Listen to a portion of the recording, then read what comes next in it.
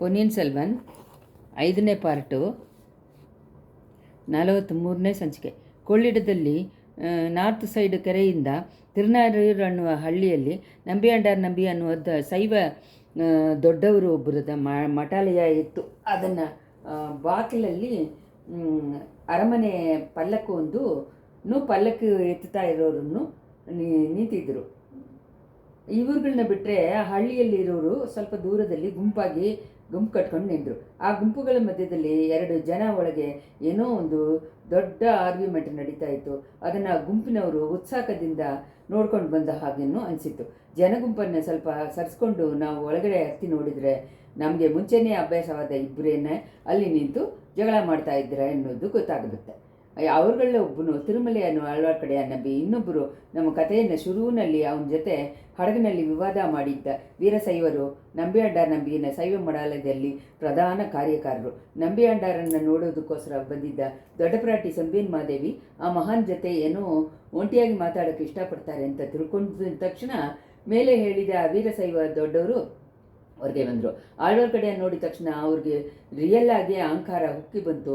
ಇನ್ನೊಂದು ಸತಿ ಆ ವೀರ ವೈಷ್ಣವನ ಶಿಖಾಮಣಿ ಹತ್ರ ವಿವಾದದಲ್ಲಿ ಸೋಲ್ಬಿಟ್ಟಿದ್ದೀವಲ್ಲ ಅಂತ ಹೇಳಿ ಕೋಪ ಅವರ ಅಹಂಕಾರವನ್ನು ಹೆಚ್ಚು ಮಾಡಿತು. ಅಡೇ, ನಾವು ಹಾಕನ್ನು ಊರನ್ನ ಯಾಮಾರಿಸೋ ವೇಷಧಾರಿ ವೈಷ್ಣವ ಇಲ್ಲಿ ಯಾಕೆ ಬಂದೆ? ಎಲ್ಲಾದರೂ ಪೊಂಗಲ್ ಪುಳಿಯೋದ್ರೆ ಸಿಕ್ಕ ಜಾಗ ನೋಡ್ಕೊಂಡು ಹೋಗ್ಬೇಕಾಗಿತ್ತಾನೆ ಅಂತಂದರು. ಪೊಂಗಲ್ ಪುಳಿಯೋದ್ರೆ ಬೇಕಾದಷ್ಟು ನಾನು ತಿಂದ್ಬಿಟ್ಟು ತಾನೇ ಬಂದಿದ್ದೀನಿ. ಇಲ್ಲೇ ಇರೋ ಶೈವ ಮಠದಲ್ಲಿ ನೀವೆಲ್ಲರೂ ಬೂದಿಯನ್ನು ತಿಂದಿದ್ದನ್ನು ಮೈ ದೊಡ್ಡದಾಗಿ ಇದ್ದೀರಾ ಅಂತ ಹೇಳಿ ತಿಳ್ಕೊಂಡು ಬಂದೆ. ಪಾಪ ನೀವೇನು ಮಾಡ್ತೀರಾ? ನಿಮ್ಮ ಶಿವಪೆರುಮಾನು ಊಟ ಮಾಡೋಕ್ಕೆ ಅನ್ನ ಸಿಕ್ಕದೇ ಇರೋ ಸಮಯದಲ್ಲಿ ವಿಷವನ್ನು ನುಂಗಿದವರು ತಾನೆ ಅಂತ ಹೇಳಿ, ಆವಾಗ ಮಾತ್ರ ನನ್ನ ನಾರಾಯಣಮೂರ್ತಿನ ಸಹೋದರಿ ಪಾರ್ವತಿ ಕತ್ತನ್ನು ಹಿಡಿಯದೇ ಇದ್ದಿದ್ರೆ ನಿಮ್ಮ ಶಿವಪೆರುಮಾನ್ನ ಕತಿ ಅಧೋಗತಿಯಾಗಿರುತ್ತೆ ಅಂತ ಹೇಳಿದ ಆಳ್ವಾರ್ ಕಡೆ.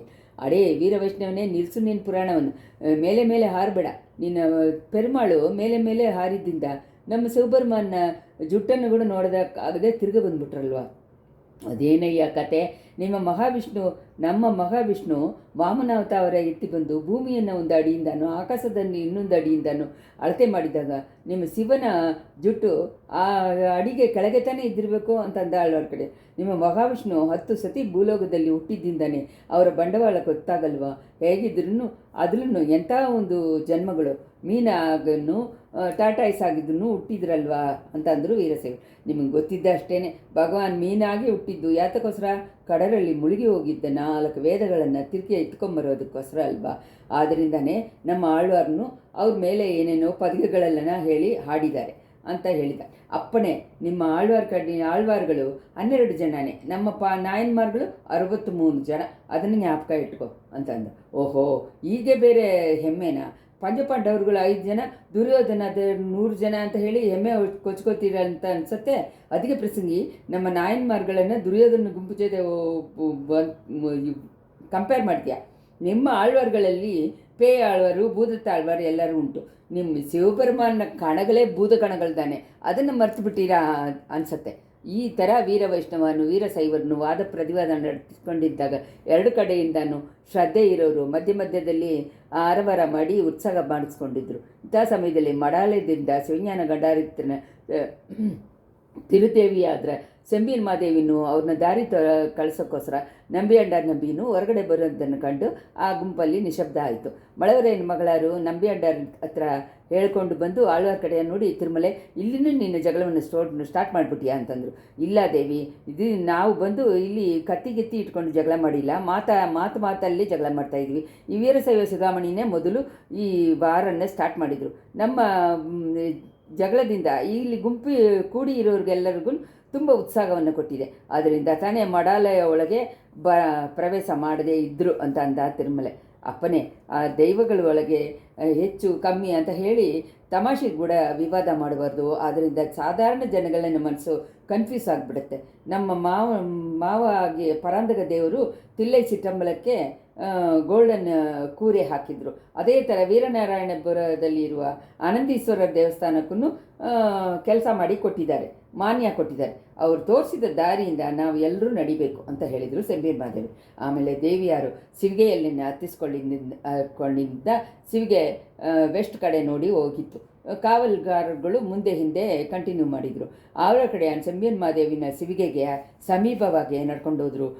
ಸ್ವಲ್ಪ ದೂರ ಸಿವಿಗೆ ಹೋದ್ಮೇಲೆ ಆಳ್ವಾರ್ ಕಡೆ ದೊಡ್ಡ ಪ್ರಾಟಿಯನ್ನು ನೋಡಿ, ದೇವಿ ನಂಬಿ ಅಂಡಾರ್ ನಂಬಿ ಬಂದಿದ್ದ ಕೆಲಸ ಏನಾಯಿತು ಅಂತ ಹೇಳಿದ. ಯಾಕೆ ನನ್ನ ಮನಸ್ಸಿನ ಕನ್ಫ್ಯೂಷನ್ನು ಹೋಗಿ ಇವಾಗ ಕ್ಲಿಯರ್ ಆಗಿಬಿಡ್ತು. ತಿರುಮಲೆ ಮಧುರಾಂಧಕನ ಸಿಂಗಾದನ ಹತ್ತೋದನ್ನು ಬೇರೆ ದಾರಿಯಿಂದ ತಡೆಯೋಕ್ಕಾಗದೇ ಇದ್ದರೆ ಲೋಕ ಗೊತ್ತಿರುವಾಗ ನಿಜವನ್ನು ಹೇಳಿಬಿಡೋದೆ ಒಳ್ಳೆಯದು ಅಂತ ಹೇಳಿ ನಂಬಿ ಅಂಡಾರ್ ನಂಬಿ ಹೇಳಿಬಿಟ್ರು. ನಾನು ಅದನ್ನು ಮನಪೂರ್ವವಾಗಿ ಒಪ್ಪಿಕೊಂಡು ಸ್ಟ್ರಾಂಗ್ ಆಗಿಬಿಟ್ಟೆ ಅಂತಂದರು ಸೆಂಬಿಯನ್ ಮಾದೇವಿ.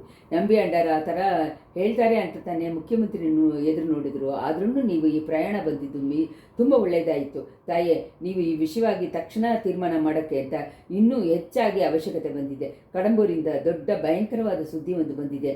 ಅದು ಇನ್ನೂ ಈ ಊರಲ್ಲಿ ಇರೋರುಗಳಿಗೆ ಗೊತ್ತಿಲ್ಲ. ಗೊತ್ತಿದ್ದರೆ ಇಲ್ಲಿ ಒಬ್ಬರು ಇದ್ದಿರೋದಿಲ್ಲ. ಎಲ್ಲರೂ ಯುವರಾಜನ್ನ ಕೊನೆಯ ಊರ್ವಲವನ್ನು ಯಾತ್ರೆಗೆ ನೋಡೋಕ್ಕೆ ಹೋಗಿರ್ತಾರೆ ಅಂತ ಅಂದ ಆಳ್ವಾರ್ ಕಡೆ. ತಿರುಮಲೆ ಇದೇನು ಹೇಳ್ತಾ ಇದೆಯಾ ಅಂತ ಭಯಂಕರವಾದ ಸುದ್ದಿ. ಯಾವ ಯುವರಾಜ, ಅದೇನು ಕೊನೆಯ ಯಾತ್ರೆ ಅಂತ ದೇವಿ ಕೇಳಿದರು. ಶ್ರಮಿಸಬೇಕು ತಾಯೇ, ಸೋಳಕುಲದಲ್ಲಿ ಇಷ್ಟು ತನಕ ಇಂಥ ದುರ್ಸಂಭವ ನಡೆದಿಲ್ಲ. ಕಡಂಬೂರು ಅರಮನೆಯಲ್ಲಿ ಆದಿತ್ಯ ಕರಿಗಾಲರು ತೀರು ಹೋದರು. ದುರ್ಮರಣ ಅಂತ ಹೇಳ್ತಾ ಇದ್ದಾರೆ. ಯಾರಿಂದ ಬಂದಿದೆ, ಹೆಂಗೆ ಬಂದಿದೆ ಅಂತ ಹೇಳೋಕ್ಕೆ ಮಾತ್ರ ಗೊತ್ತಾಗಲ್ಲ.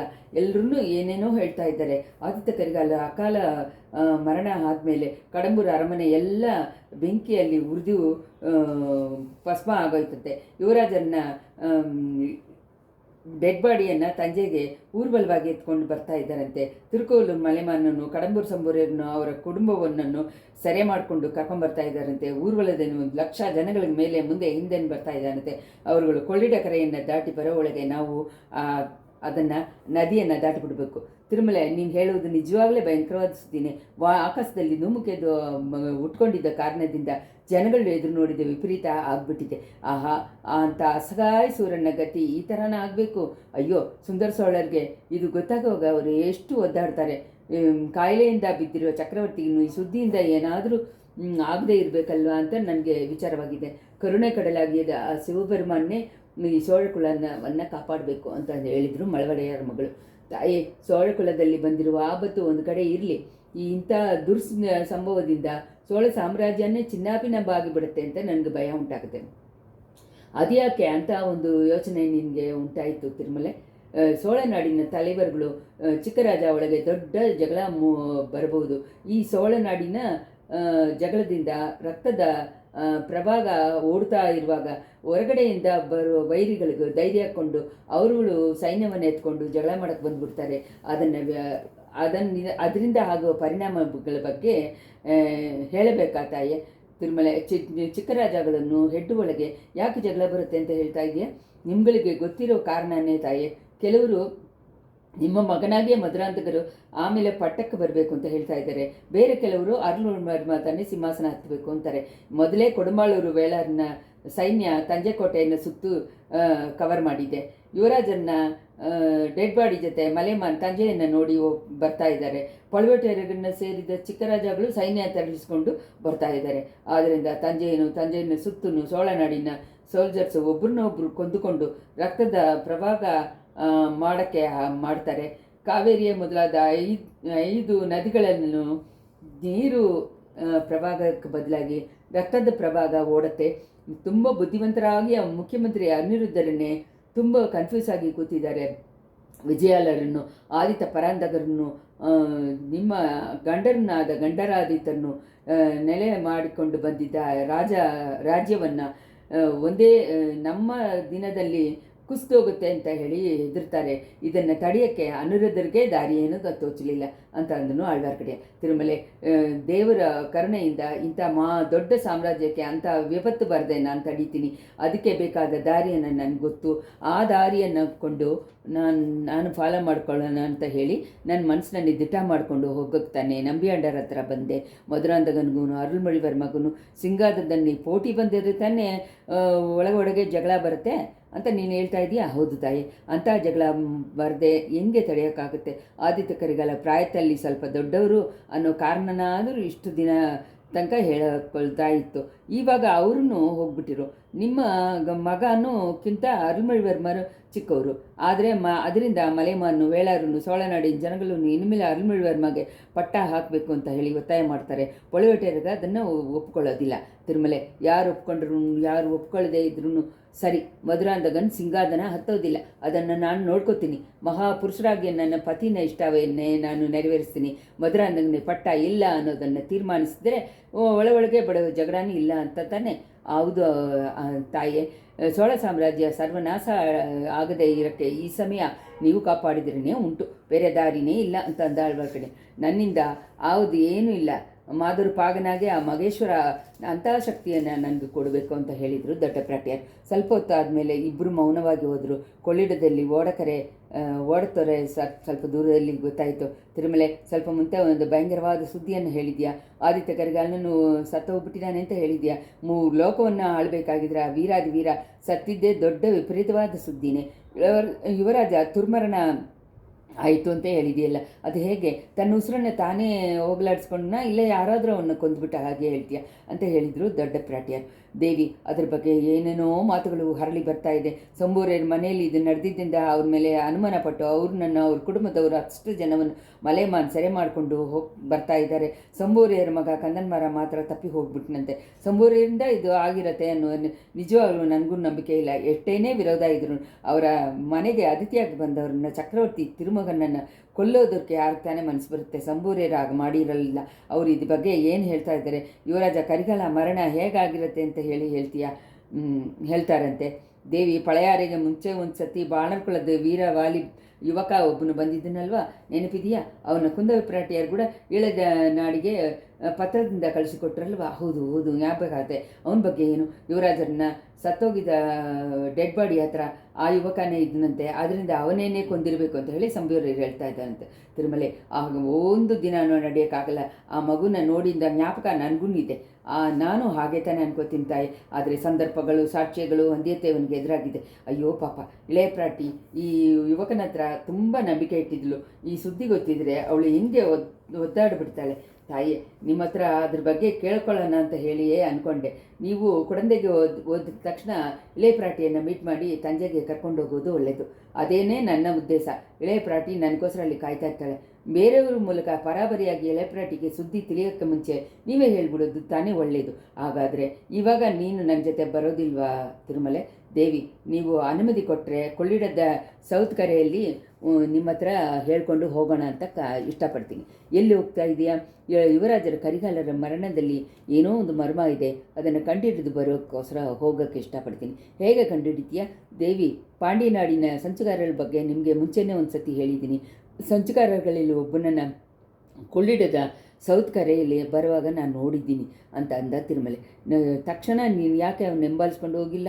ಕೊಳ್ಳಿಡದನ್ನ ನಾರ್ತ್ ಕಡೆ ಬಂದಿದ್ದ ತಕ್ಷಣವೇ ಮೇಲೇ ನನಗೆ ಕರಿಗಾಲರ ಮರಣದ ಬಗ್ಗೆ ಸುದ್ದಿ ಬಂತು. ಅರಸಿ ನನಗೆ ಅಪ್ಪಣೆ ಕೊಡಿ. ಆ ಸಂಚುಕಾರರುಗಳ ಸಾಧಾರಣವಾಗಿ ಕೂಡಿ ಮಾತಾಡೋ ಜಾಗ ನನಗೆ ಗೊತ್ತು. ಸರಿ, ಹೋಗಿ ಬಾ. ಇಳೆಯ ಪ್ರಾಟಿಯ ಹತ್ರ ಏನು ಹೇಳಿ ಅವಳನ್ನ ನೆನೆಸ್ಕೊಂಡ್ರೆ ನನಗೆ ತುಂಬ ವಿಚಾರವಾಗಿದೆ. ವந்திಯತ್ತೇವನ ಮೇಲೆ ಚಾಡಿ ಹೇಳಿದ್ದಾರೆ, ಅದ್ರ ಬಗ್ಗೆ ವಿಚಾರ ಪಡಬೇಡ ಅಂತ ಹೇಳಿ ನಿಜವಾದ ಕೊಲೆಗಾರನನ್ನು ನಾನು ಕಂಡುಹಿಡ್ಕೊಂಡು ಬರ್ತೀನಿ ಅಂತ ಹೇಳಿಬಿಡಿ. ದೇವರು ಕರುಣೆಯಿಂದ ನೀನು ಹೋಗೋ ಕಾರ್ಯ ಜಯ ಆಗಲಿ ಅಂತ ಹೇಳಿದರು. ಶಿವಭಕ್ತಿನಲ್ಲಿ ಮುಳುಗಿದ್ದ ಸೆಂಬಿಯನ್ ಮಹಾದೇವಿ. ಇಷ್ಟರಲ್ಲಿ ಕೊಳ್ಳಿಡ ಕರೆ ಬಂದು ಸೇರಿತ್ತು. ದೊಡ್ಡಪ್ರಾಟಿ ಸೆಂಬಿಯನ್ ಮಹಾದೇವಿಯನ್ನು ಪರಿವಾರಗಳನ್ನು ಹತ್ತಿ ಹೋಗೋಕ್ಕೋಸ್ಕರ ಹಡಗುಗಳು ಸಿದ್ಧವಾಗಿತ್ತು. ಆಳ್ವಾರ್ ಕಡೆ ಬೇರೆ ಒಂದು ಚಿಕ್ಕ ಹಡಗನ್ನು ಹಿಡ್ಕೊಂಡು ಅವ್ರಿಗೆ ಮುಂಚೆ ಬೇಗ ಹೋಗಿ ಹಡಗನ್ನು ಸಲ್ಲಿಸ್ಕೊಂಡು ಅಲ್ಲಿಂದ ಹೋದ. ಇಷ್ಟರಲ್ಲಿ 43ನೇ ಸಂಚಿಕೆ ಮುಗಿಯಿತು. ಇವಾಗ 44ನೇ ಸಂಚಿಕೆ. ಕೊಳ್ಳಿಡದಲ್ಲಿ ಸೌತ್ ಕರೆಯನ್ನು ಸೇರಿದ ತಕ್ಷಣ ಆಳ್ವಾರ್ ಕಡೆಯ ಮೇಲೆ ನೋಡಿ ಹೋದ. ಕೊಳ್ಳಿಡದನ್ನು ಪ್ರವಾಹದಿಂದ ಎಲ್ಲೂ ಕಾಡಾಗಿ ಇರುವುದನ್ನು ನೋಡಿದ. ಆದ್ರೂ ಕೊಳ್ಳಿಡದಲ್ಲಿ ನೀರಿನ ಮಟ್ಟ ಕಮ್ಮಿಯಾಗಿ ಬಂದಿದ್ದ ಹಾಗೆಯೇ ಒಡೆದಿದ್ದು ಹೋಗಿರೋ ಕಡೆಯಿಂದ ತಣ್ಣೀರು ಹರಿಲಿದ್ದ ಜಾಗದಲ್ಲೂ ಬೇಗವಾಗಿ ತಣ್ಣೀರು ಕಮ್ಮಿ ಆಗ್ತಾನೆ ಬಂತು. ಕೊನೆಗೆ ತಿರುಪುರಂಬೆಯಮ್ಮನ್ನು ಸೇರಿದ. ಆ ಊರು ಮಾತ್ರ ಅಷ್ಟೊಂದು ಪ್ರವಾಹದಿಂದ ಏನು ಪಾತಕ ಇಲ್ಲದೆ ಇದ್ದಿದ್ದನ್ನು ನೋಡಿ ಆಶ್ಚರ್ಯಪಟ್ಟ. ಆದಿ ಕಾಲದಲ್ಲಿ ಲೋಕವೇ ಪ್ರಳಯದಲ್ಲಿ ಮುಳುಗಿದ್ದಾಗ ತ್ರಿಪುರಂಬೆಯ ಮಾತ್ರ ನೀರಿನಲ್ಲಿ ಮುಳುಗದೇ ಇದ್ದಿತ್ತು ಅಂತ ಹೇಳಿ ಚರಿತೆ ಇದರಿಂದಾನೇ ಉಂಟಾಗಿದ್ದು ಅಂತ ಅಂದ್ಕೊಂಡು ಪಳಿಪಡೆ ಕಾಡನ್ನು ಹತ್ತಿರ ಹೋದ. ಅಲ್ಲಿ ಬಿರುಗಾಳಿಯಿಂದ ಎಷ್ಟೊಂದೋ ಮರಗಳು ಜಾರಿ ಜಾರಿ ಬಿದ್ದಿದ್ದು ಅವನು ಬಚ್ಚಿಟ್ಕೊಂಡು ನೋಡೋದಕ್ಕೆ ಬೇಕಾದ ಒತ್ತಾಗಿರೋ ಜಾಗ ಇಲ್ಲದೆ ಹೋಗಲಿಲ್ಲ. ಆ ಥರ ನೋಡಿದಾಗ ಆ ಪಳಿಪಡೆ ದೇವಸ್ಥಾನ ಬಾಗಿಲಲ್ಲಿ ಗಂಡಸರು ಮೂವರು ಒಂದು ಸ್ತ್ರೀನ ನಿಂತು ಮಾತಾಡೋದು ಗೊತ್ತಾಯಿತು. ಚೆನ್ನಾಗಿ ಶಾರ್ಪಾಗಿ ನೋಡಿದಾಗ ಎಲ್ಲರೂ ಅವನು ಮುಂಚೆನೇ ಗೊತ್ತಿರೋರು ಅಂತ ಹೇಳಿ ತಿಳಿದ. ಅಲ್ಲೇ ಅದೇ ಪಳಿಪಡೆ ಕಾಡಿನಲ್ಲಿ ಮೊದಲು ಸಂಚುಗಾರಗಳ ಗುಂಪಿನಲ್ಲಿ ಇದ್ದವನು ಈ 3 ಗಂಡಸರು ಇದ್ದರು. ಒಬ್ಬನು ಸೋಮನ್ ಸಾಂಬವ, ಇನ್ನೊಬ್ಬನ ರಮವಿತ್ತನ್, 3ನೇ ಆಳು ಇಡುಮನ್ಕಾರಿ. ಸ್ತ್ರೀ ಬಂದು ಪಡಗೋಟಿ ಮುರುಗಯ್ಯನ ಹೆಂಡತಿ.